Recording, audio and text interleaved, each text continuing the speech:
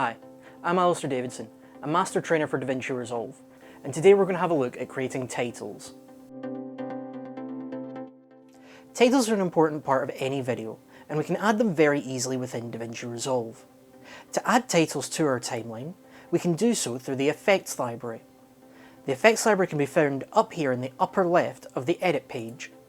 If I click on that, you'll see it opens this small panel down here, and from the left-hand side, we can choose from a range of different categories, including video transitions, audio transitions, and titles.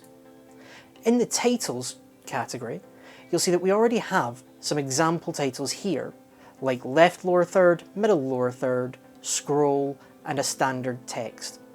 We also have some fusion titles further down, and these are preset motion graphics that we can drag and drop onto any of our timeline. And we'll look at fusion titles in another video.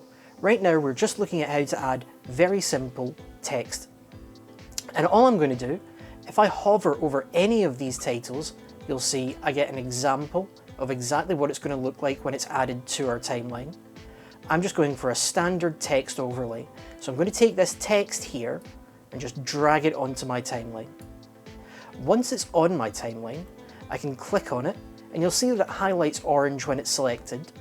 And when it's selected, up in the right-hand corner of the Resolve user interface, we can open our inspector and we have all of our parameters for the text.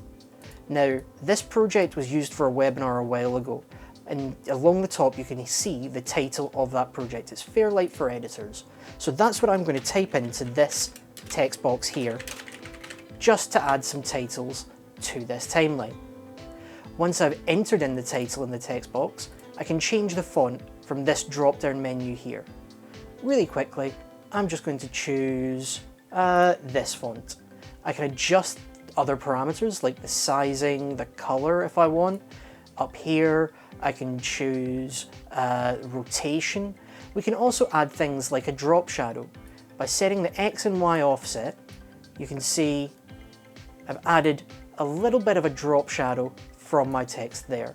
I can even increase the blur or reduce the blur and the opacity for that drop shadow as well, if I want. It's very simple and very easy to do. I hope this has been helpful.